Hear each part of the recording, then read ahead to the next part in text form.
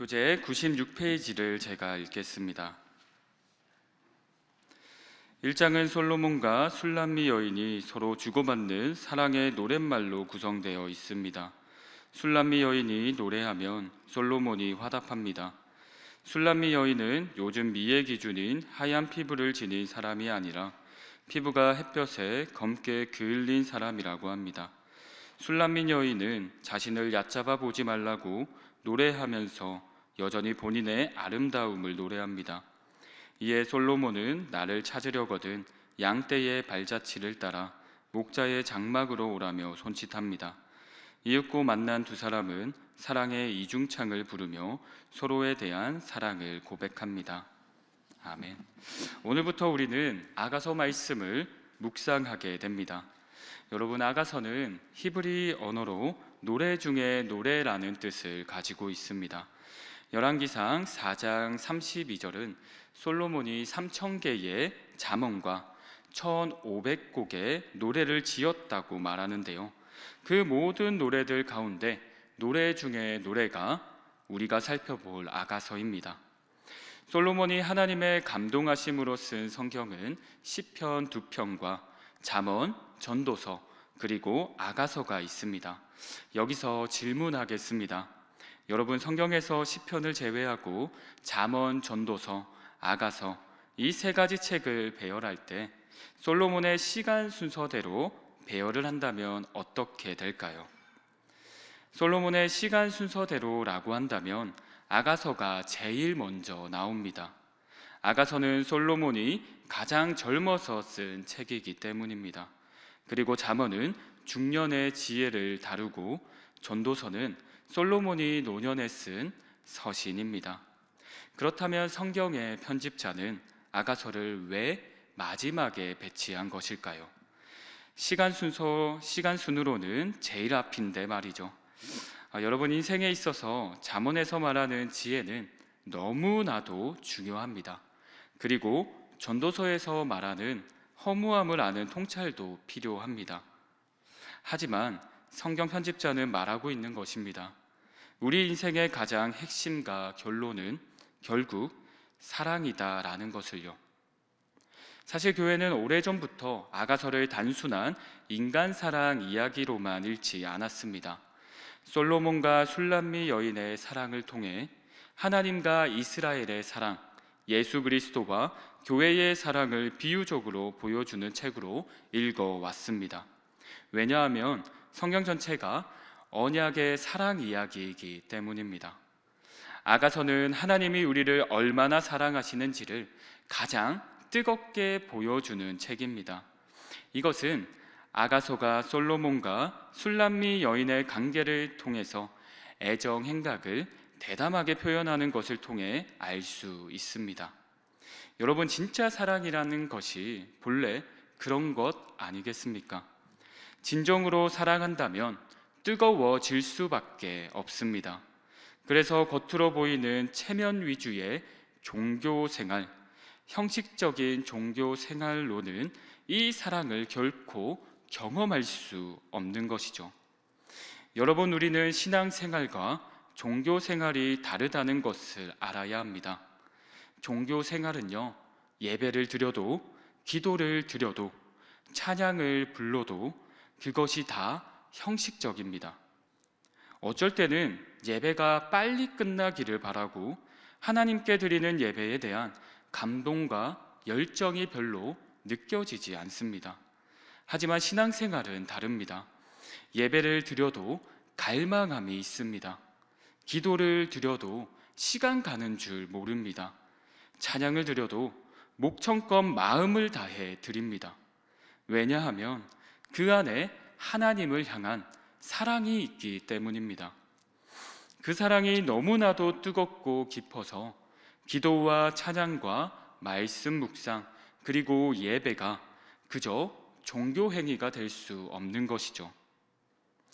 여러분, 아가서를 묵상하면 솔로몬은 왕이지만 거침이 없음을 볼 수 있습니다. 또한 술람미 여인은 비천하지만 아주 당당하게 자신을 드러내는 것도 볼 수 있습니다. 왜 그럴 수 있습니까? 서로 사랑하고 있기 때문입니다. 그런 모습이 하나님과 우리 사이에 있어야 할 사랑의 모습입니다. 아가서는 그 사랑의 회복을 우리에게 요청하고 있습니다. 오늘부터 묵상하게 될 아가서를 통해 우리도 하나님과의 뜨거운 사랑이 다시금 회복되기를 주님의 이름으로 축복합니다. 여기서 첫 번째 기도 제목입니다. 첫 번째 기도 제목은 형식적인 종교 생활을 벗어나 하나님과의 첫사랑을 회복하게 하소서. 형식적인 종교 생활을 벗어나 하나님과의 첫사랑을 회복하게 하소서.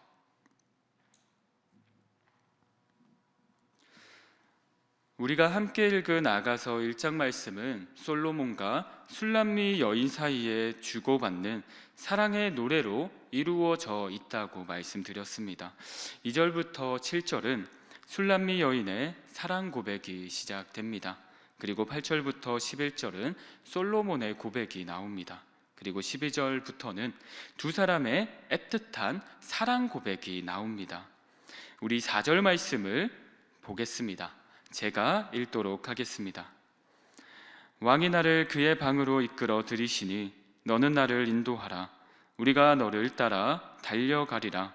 우리가 너로 말미암아 기뻐하며 즐거워하니 내 사랑이 포도주보다 더 진함이라. 처녀들이 너를 사랑함이 마땅하니라.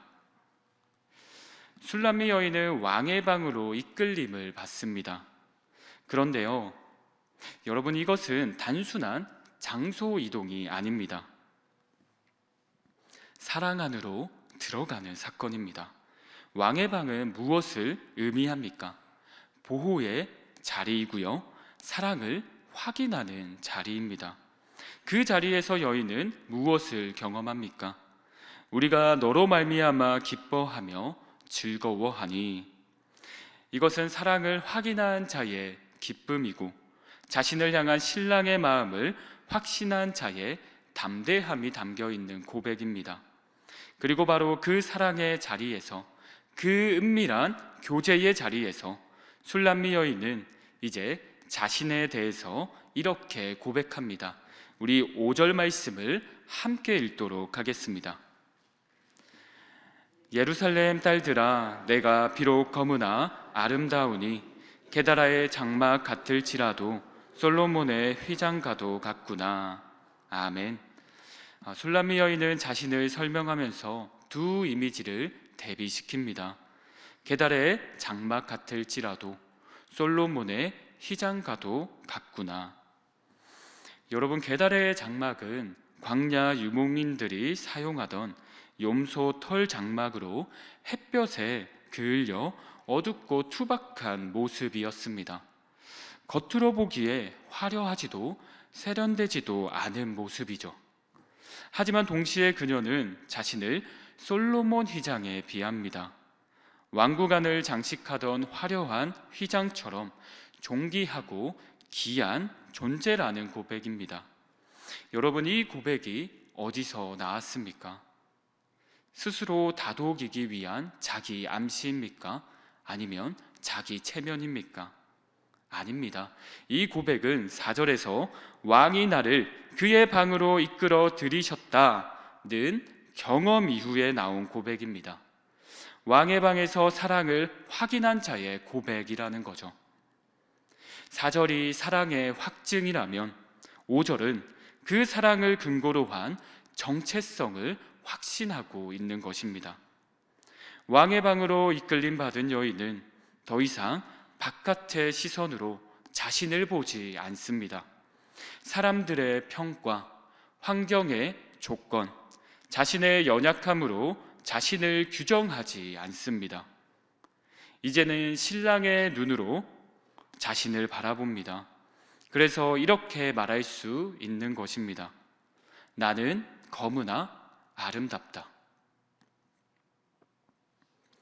여러분, 사랑을 경험한 사람은 자기 결핍에만 머물러 있지 않습니다. 사랑의 시선으로 자신을 다시 해석합니다. 이것이 사랑이 만드는 변화인 것이죠.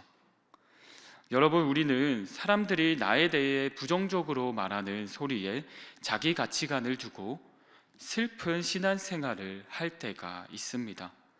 우리도 그렇지 않습니까? 그때 기억하시기 바랍니다. 우리가 비록 외형적으로 검을지라도 하나님 앞에서 아름다운 존재입니다. 그 이유가 무엇입니까? 바로 은혜로, 의의 선물을 받았기 때문입니다. 우리는 예수님께서 십자가에 죽어 주실 만큼 사랑받았고 지금도 받고 있습니다. 이 사실을 확신한다면 우리는 술람미 여인처럼 고백할 수 있는 것입니다.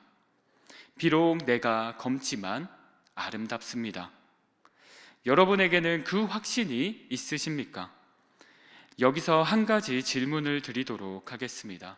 여러분, 한번 답을 생각해 보시기 바랍니다. 전능하신 하나님께서 못하실 일이 있으실까요?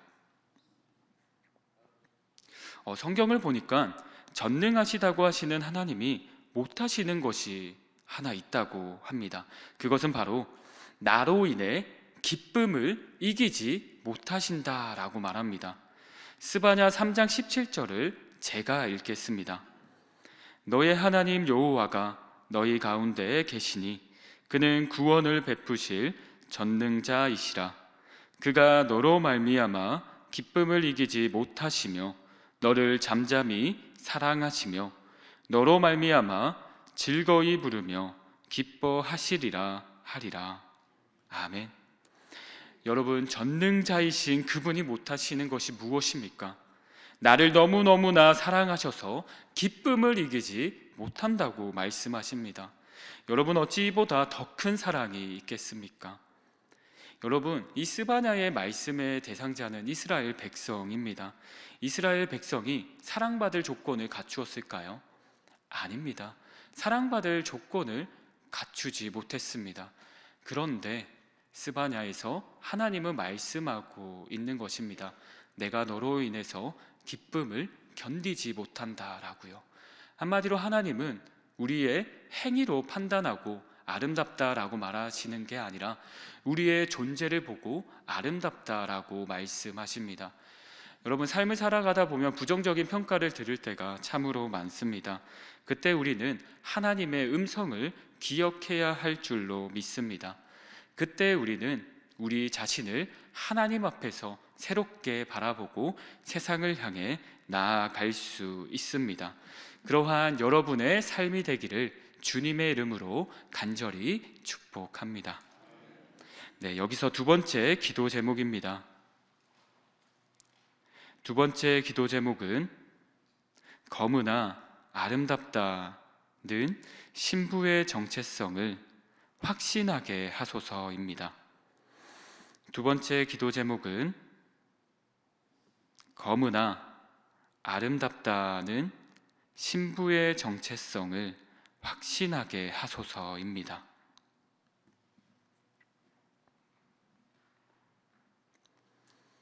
8절부터는 신랑의 음성이 들려옵니다. 8절 상반절을 보시면 여인 중에 어여쁜 자야라고 신랑 솔로몬이 말합니다. 여인이 스스로 검으나 아름답다라고 고백한 직후 신랑은 그 고백을 확인해 주듯 더 구체적으로 그녀의 아름다움을 묘사합니다. 9절에서는 바로의 병거의 준마에 비하였고요. 10절과 11절에서는 장식과 금 사슬을 언급하며 그녀를 더욱 귀한 존재라고 세워줍니다. 여기서 바로의 병거에 속한 말은 최고로 잘 훈련되고 가장 아름답고 값진 존재를 말하는 것입니다. 이것은 요즘 말로 너는 돋보이는 존재다. 너는 많은 가운데서도 눈에 띄는 존재다. 너는 귀하다라는 말씀입니다. 여러분, 이것이 사랑입니다. 나는 비록 내세울 것 없지만, 검었지만, 외면적으로 화려한 것 하나 없지만, 좋은 스펙 없지만, 좋은 집 없지만, 큰 재산 없지만, 내세울 자식 없지만, 그럼에도 불구하고 하나님의 은혜로 아름답다라고 말할 수 있다라는 것입니다. 믿음으로 고백할 때 주님은 더욱 분명하게 우리에게 말씀해 주는 것입니다. 너는 바로의 병거의 준말과 같다. 너는 금사슬 같다. 너는 누가 봐도 너무나도 아름다운 존재다라고 한 번 더 확신해 주는 것이죠. 여러분 기억하시기 바랍니다. 신앙은요, 내가 나를 설득하는 일이 아니라 주님의 말씀에, 그분의 사랑 고백에 귀 기울여서 사랑의 충만함으로 삶을 살아가는 것입니다. 하나님의 사랑으로 충만해서 말씀을 행하는 것, 그것이 바로 신앙생활입니다. 이어서 12절부터는 다시 술람미 여인이 말하는데요, 왕이 상에 앉았을 때에 나의 나드가 향기를 뿜었구나 라고 말합니다. 왕이 상에 앉았을 때 나드의 향기가 퍼졌습니다. 이는 사랑하는 두 사람이 함께 있을 때 분위기가 무르익는 장면을 묘사하고 있습니다. 그런데 우리는 여기서 한 가지 배울 것이 있습니다. 술람미 여인이 그 신랑인 솔로몬 왕과 함께 있을 때 무엇을 뿜었나요? 바로 정말 값진 나드 향기를 뿜었다라고 말하고 있습니다. 이것은 단순히 향기가 흘러갔다라고도 생각할 수 있지만, 우리가 예수님을 가까이 할 때 우리가 값진 향기를 뿜어낼 수 있다라는 것입니다. 여러분, 그리스도인에게 가장 값진 향기가 무엇입니까? 바로 그리스도의 향기입니다. 내 삶의 발자취가 예수님의 발자취가 되고, 내 삶의 모습이 예수님을 닮아 불신자들이 나를 보고 예수 그리스도를 알아가는 것입니다. 내가 너를 보니까 예수님이 어떤 존재인지 알 것 같다. 예수님은 그 허물도 덮어주시는 분이구나. 예수님은 단순히 가정 형편이 어렵다고 무시하지 않는 분이시구나. 정말 어려움이 생길 때 같이 울어주는 분이시구나. 같이 기뻐하는 분이시구나. 그것을 바로 우리를 통해 알 수 있다라는 거죠. 여러분, 그리스도의 향기는 우리가 예수님 없이 살아갈 때 나오는 향기가 절대 아닙니다. 예수님과 함께 동행하면서 걸어갈 때 뿜어내는 것이 바로 그리스도의 향기입니다. 오늘의 삶을 살아갈 때 여러분은 어떤 목표를 가지고 살아가십니까? 저는 여러분에게 권면드립니다. 하나님의 사랑을 확증하시고 그 정체성을 깨달아 삶을 살아갈 때 그리스도를 향기를 내뿜겠다라고 결단하시기 바랍니다. 그럴 때 여러분에게 하나님이 함께 하심을 깊이 누리게 하실 것입니다. 그리고 여러분의 삶을 통하여서 예수님이 드러나게 하실 것이고, 그 드러난 것 때문에 우리 옆에 불신자들이 함께 예배드리게 될 것입니다. 이것을 소망하면서 나아가는 여러분 되시기를 주님의 이름으로 축복합니다. 여기서 세 번째 기도 제목입니다. 세 번째 기도 제목은 주님과 친밀히 동행하며 그리스도의 향기를 나타내게 하소서입니다. 세 번째 기도 제목은 주님과 친밀히 동행하며 그리스도의 향기를 나타내게 하소서입니다. 이제 오늘 말씀을 놓고 기도하겠습니다. 첫 번째 기도 제목은 형식적인 종교 생활을 벗어나 하나님과의 첫사랑을 회복하게 하소서입니다. 두 번째 기도 제목은 거무나 아름답다는 신부의 정체성을 확신하게 하소서입니다. 세 번째 기도 제목은 주님과 친밀히 동행하며 그리스도의 향기를 나타내게 하소서입니다. 위임 목사님의 영육간의 강건함을 위해서 기도해 주시기 바랍니다. 그리고 각자의 기도 제목을 가지고 충분히 기도하신 후에 삶의 자리로 돌아가시겠습니다. 이 기도 제목을 놓고 우리 다 같이 기도하겠습니다. 주여 믿습니다. 주여 믿습니다. 주여 믿습니다.